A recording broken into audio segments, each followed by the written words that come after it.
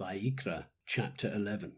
And Yahweh spoke to Moshe and to Aharon, saying to them, Speak to the children of Israel, saying, These are the living creatures which you do eat among all the beasts that are on the earth. Whatever has a split hoof completely divided, chewing the cud, among the beasts, that you do eat. Only these you do not eat among those that chew the cud, or those that have a split hoof. The camel, because it chews the cud, but does not have a split hoof, it is unclean to you. And the rabbit, because it chews the cud, but does not have a split hoof, it is unclean to you. And the hare, because it chews the cud, but does not have a split hoof, it is unclean to you. And the pig, though it has a split hoof completely divided, yet does not chew the cud, it is unclean to you. Their flesh you do not eat, and their carcasses you do not touch. They are unclean to you. These you do eat of all that are in the waters, any one that has fins and scales in the waters, in the seas or in the rivers, that you do eat. But all that have not fins and scales, in the seas and in the rivers, all that move in the waters, or any living being which is in the waters, they are an abomination to you. They are an abomination to you. Of their flesh you do not eat, and their carcasses you abominate. All that have not fins or scales in the waters are an abomination to you. And these you do abominate among the birds. They are not eaten, they are an abomination. The eagle and the vulture and the black vulture, and the hawk and the falcon after its kind, every raven after its kind, and the ostrich and the nighthawk and the seagull and the hawk after its kind, and the little owl and the fisher owl and the great owl, and the white owl and the pelican and the carrion vulture, and the stork, the heron after its kind, and the hoopoe and the bat. All flying insects that creep on all fours is an abomination to you. Only these you do eat of every flying insect that creeps on all fours, those which have jointed legs above their feet with which to leap on the earth. These of them you do eat, the arbe locust after its kind, and the solam locust after its kind, and the chargol locust after its kind, and the chagav locust after its kind. But all other flying insects which have 4 feet are an abomination to you, and by these you are made unclean.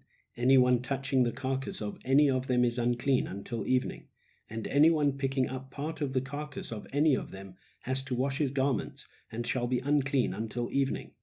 Every beast that has a split hoof not completely divided, or does not chew the cud, is unclean to you. Anyone who touches their carcass is unclean. And whatever goes on its paws, among all the creatures that go on all fours, those are unclean to you. Anyone who touches their carcass is unclean until evening. And he who picks up their carcass has to wash his garments, and shall be unclean until evening. They are unclean to you. And these are unclean to you among the creeping creatures that creep on the earth, the mole and the mouse and the tortoise after its kind, and the gecko and the land crocodile, and the sand reptile, and the sand lizard and the chameleon. These are unclean to you among all that creep.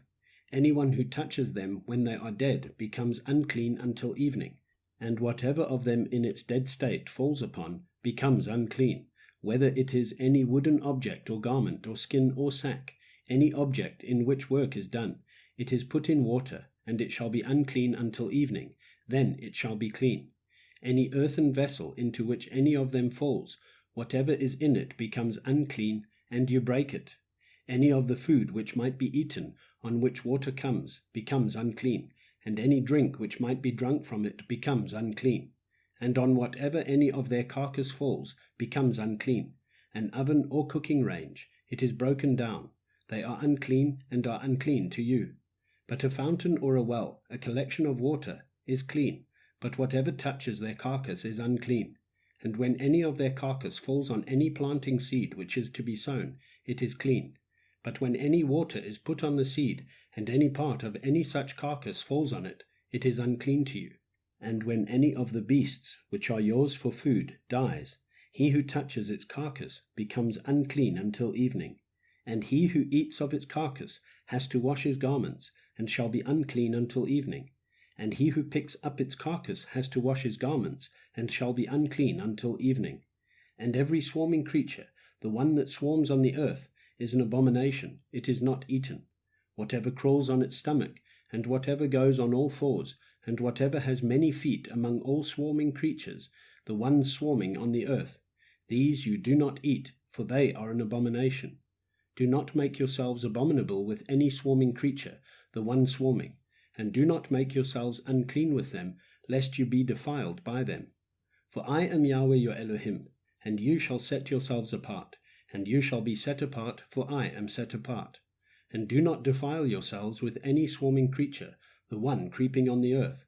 For I am Yahweh, who is bringing you up out of the land of Mitzrayim, to be your Elohim. And you shall be set apart, for I am set apart. This is the Torah of the beasts and the birds, and every living being, the creeping creature in the waters, and of every being that swarms on the earth, to make a distinction between the unclean and the clean, and between the living creature that is eaten and the living creature that is not eaten.